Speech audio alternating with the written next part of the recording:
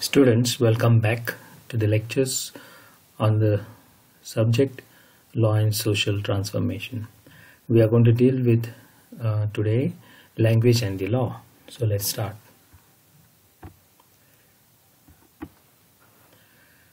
We already know that there are so many languages spoken all over India. It depends on the area where you live. Kashmiri is spoken in Kashmir, Jammu and Kashmir, Punjab in Punjab, Hindi in northern northern area of India. Majority of the people, they speak in Hindi. Nepal people speak in Nepal.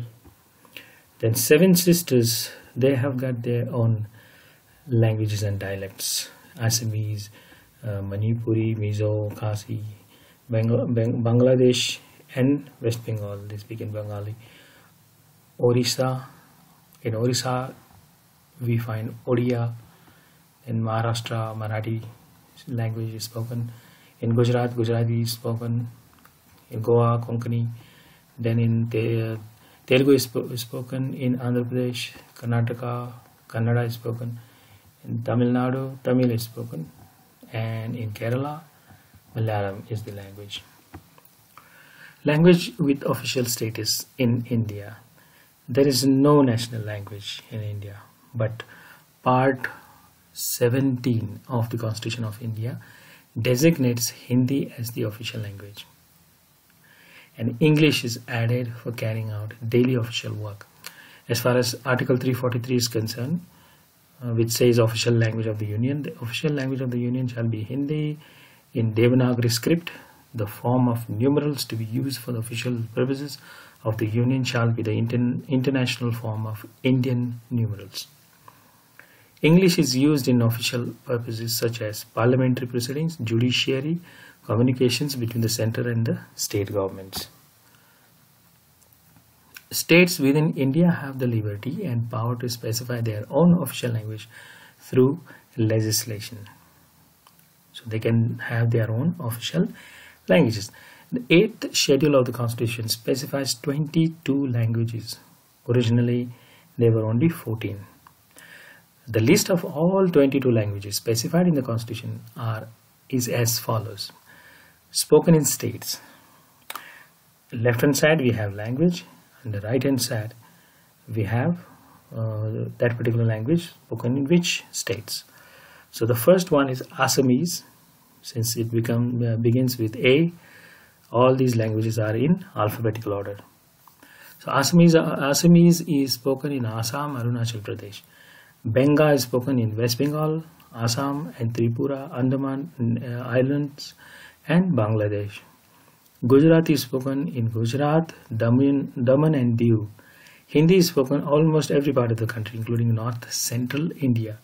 Kannada is spoken in Karnataka, Kashmiri is spoken in Kashmir, Konkani, it is the official language of Goa, but spoken in southern Maharashtra, North Karnataka and Kerala also.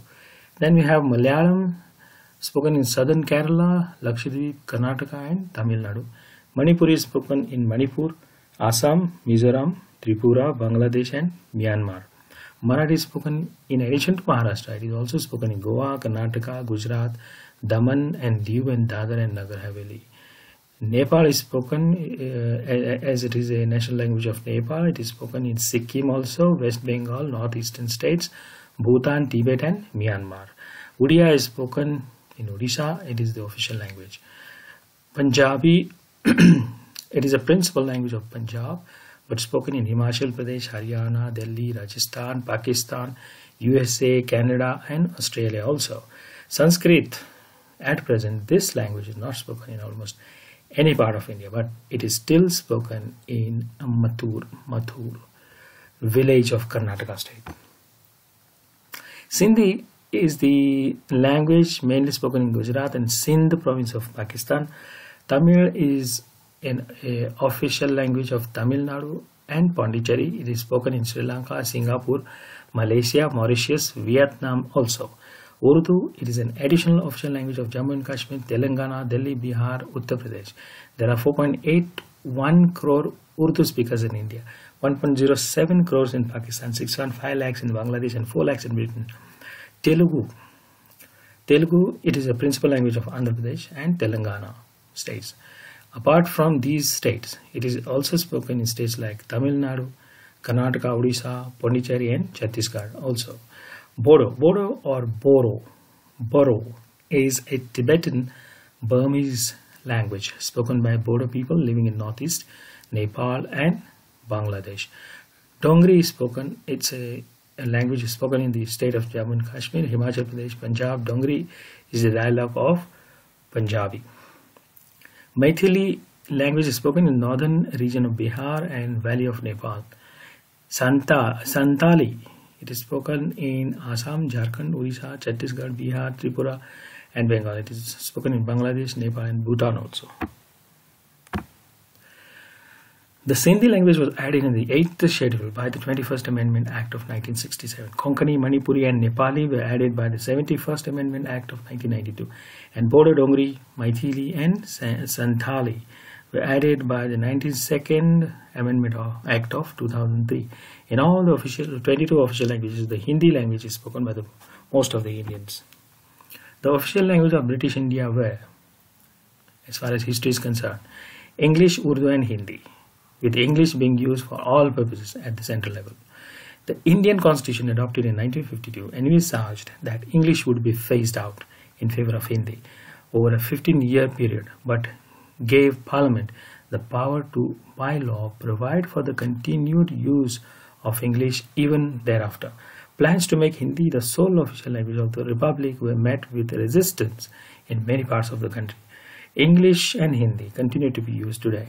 The legal framework governing the use of language for official purpose currently is the Official Languages Act 1963, the Official Languages Rules 1976, and various state laws, as well as rules and regulations made by the central government and the states. So these are the legislations on which you can say that language may be selected as an official language as far as the rules are concerned and language legislation is concerned. Now let us come to the linguistic division of states in India. Now we have Jammu and Kashmir, Srinagar, based on the language that they speak, the state has been formed. So reorganization of states based on languages. Himachal Pradesh due to their own language. Punjab, then Haryana, Uttarakhand, Uttar Pradesh, Bihar, Sikkim, Meghalaya, Tripura, Mizoram, Manipur, Nagaland, Assam, Arunachal Pradesh, Tripura, West Bengal, Jharkhand. So all these states are formed because of their linguistic division. What is language then? Language can be defined as a system of verbal symbols accepted in a group. They are nothing but system of verbal symbols accepted in a group. It plays a significant role in the life of human beings. Without language, we cannot survive. Without language, we won't be able to communicate with each other. Okay. Now you see, these are some of the examples of languages. They are set of verbal symbols. What is the role of language then? Language provides the means by which ideas and experiences are communicated. Words can be used as tools to control the behavior of another person. Language helps in encoding message meaningfully. Language signifies culture. Learning a language enables to acquire knowledge. Language helps in socialization. Language can be considered as an instrument of socialization. Let us come to the creation of states in India, a history based on linguistic diversity. Initially, the country was divided into administrative units to A, B, and C categories. This was found unsatisfactory, and hence another category D was added. But people believe that this division negatived the principle of equal rights guaranteed to all citizens by the Constitution. The problem further got complicated by the growing demand for formation of states on the basis of linguistic political pressure for establishing linguistic states were put. The government of India was compelled by the public opinion for division of states on linguistic basis. Now, why this happened? Because we adopted a democratic setup where people's will play more important role than the individuals who are sitting in the parliament. So in the Telugu area, communists set up the slogan Andhra for Telugus only. Similarly, Marathi speaking people wanted a separate state for Maharashtrian or Marathi speaking people. Gujaratis claimed a separate state for themselves. Sikh demanded a state for themselves. Therefore, in order to meet the demands of public, states were reorganized on the basis of language. There may be in some areas the results were negative. There were demonstrations, destruction of properties based on the reorganization of states because of the language of a particular area. Why language was used as the criteria for the division of states? To enable local people participate in the administration in larger numbers. Because of being able to communicate in a common language, they could understand each other. Governance would be made easier in areas where we share linguistic and geographical features. For the development of vernacular languages, which had long been ignored by the British.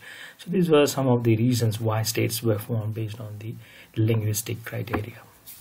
Why the new states were created then?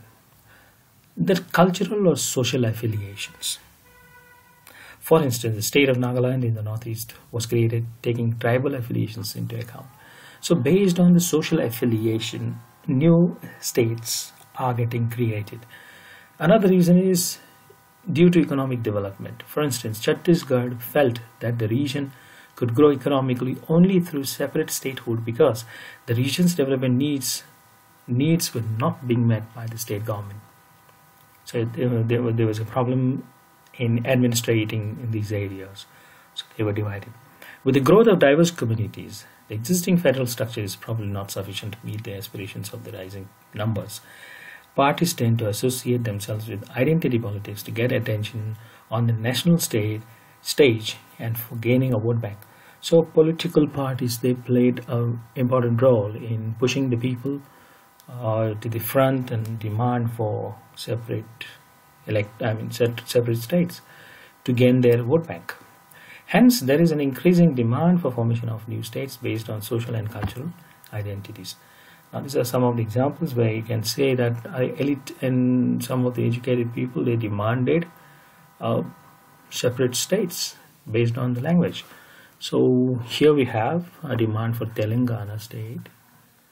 Okay, then here also there is an example of Telangana. Then Telangana. There is another example. Here we have Vidarbha Taxpayers Association demonstrating for support to form separate Vidarbha. Now you have already, we have seen the diverse culture in India, but we will discuss further evolution of states and Indian territories with the help of Dhar Commission, then JVP Commission and Fazl Ali Commission. Let us discuss these commissions right now. Creation of linguistic states. First commission was Dhar Commission. The integration and merger of princely states was purely ad hoc arrangements, and there was need for a reorganization of states on a permanent basis on account of haphazard growth of provinces, disparity between various states, and multilingual nature of the states. In 1948, the government appointed a commission under S.K. Dhar, a judge of the Allahabad High Court, to examine the case for the reorganization of states on the linguistic basis. The commission, however, attached more importance to historical, geographical, and economic considerations. It also favored on the basis of administrative convenience rather than linguistic considerations. So the result was chaotic. Everybody raised slogans against this particular the commission's decision and got failed. So government had to go for another commission, that is JVP Committee. In December 1948, Congress appointed a committee under Jawaharlal Nehru, Vallabhbhai Patel and Pattabhai Sitaramaiah to examine the issue afresh. The committee in a report submitted in April 1949 dismissed the idea of reorganization on the basis of linguistic criteria. However, the committee stated that the problem may be re-examined in the light of public demand. If public demand so, then we can consider that is the result of this particular committee. Then, in the meantime, in this process of a report by the commissions, various commissions are going on, there was a sudden incident wherein the result was the formation of a separate state, Andhra Pradesh. Then in 1953, the government was forced to create a state of Andhra Pradesh for Telugu-speaking people, following the long-drawn agitation and the death of Potti Sriramulu after a hunger strike for 56 days. Therefore, the first linguistic state of Andhra Pradesh was created under pressure. This led to the demand for the creation of states on linguistic basis from other parts of the country also. Fazla Commission. On December 22, 1953, Jawaharlal Nehru announced the appointment of a commission under Fazla Ali to consider this demand. The other two members of the commission were K.M. Pannikar and H.N. Kunzru. The commission submitted its report after taking into account the wishes and claims of people in different regions. Now, these are the members of that particular Fazla Ali Commission. February 12, 1954, the first meeting of the States Reorganization Commission in New Delhi. From right, K.M. Pannikar, Said Fazla Ali, Chairman, H.N. Kunzru and P.C. Chowdhury. These were the members of that particular committee. The committee recommended the reorganization of the whole country into 16 states and 3 centrally administered areas, that is, union territories. However, the government did not accept these recommendations in toto. Totally, they didn't accept it. It divided the country into 14 states and 6 union territories under the States Reorganization Act 1956. The states were Andhra Pradesh, Assam, Bihar, Bombay, Jammu and Kashmir, Kerala, Madhya Pradesh, Madras, Mysore, Odisha, Punjab, Rajasthan, Uttar Pradesh and West Bengal. The 6 union territories were Andaman and Nicobar Islands, Delhi, Himachal Pradesh, Lakshadweep, Minicoy and Amindivi Islands, Manipur and Tripura. The act was implemented in November 1956. Concept of zonal council. So there was a concept of zonal council also based on the zones. The act also provided for 5 zonal councils: the northern zone, the central, eastern and western and southern zone states. Each zonal council consisted of a union minister appointed by the president, the chief ministers of states in the zones, 2 ministers of each state in the zone, 1 member from each union territory nominated by the president if such a territory was included in the zone, the advisor to the governor of Assam in the case of the eastern zone. In addition, the zonal council was to have central advisors.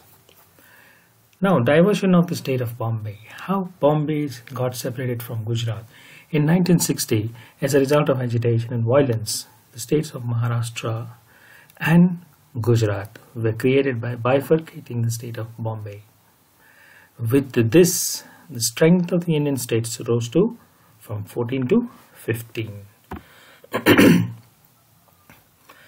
As far as formation of Nagaland is concerned, this is the state of Nagaland. In 1963, the state of Nagaland was formed to placate the Nagas. However, before providing it the status of full-fledged state, it was placed under the control of the governor of Assam in 1961. With this, the strength of the Indian states rose to 16. Then came territories from France and Portuguese. After the acquisition of Chandernagore, Mahe, Yaman and Karakul from France and the territories of Goa, Daman and Diu from Portuguese, these were either merged with the neighboring states or given the status of union territories. These are the areas and including the state of Goa. This is Chandernagore, this is Mahe in Pondicherry, and this is Karakul.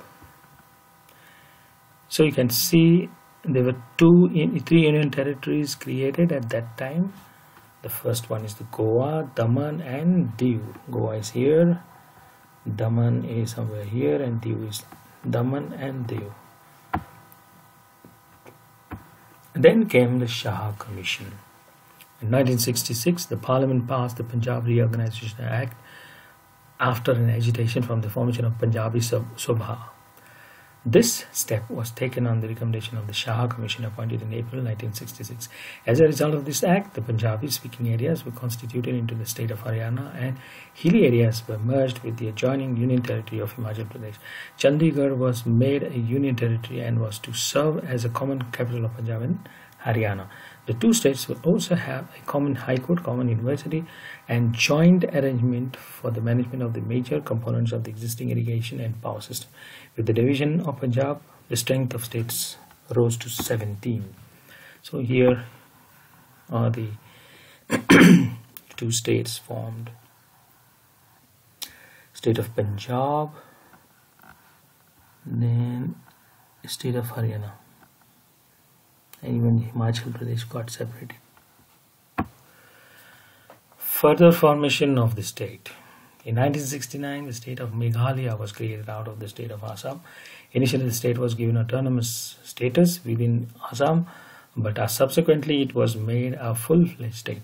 This raised the strength of Indian states to 18.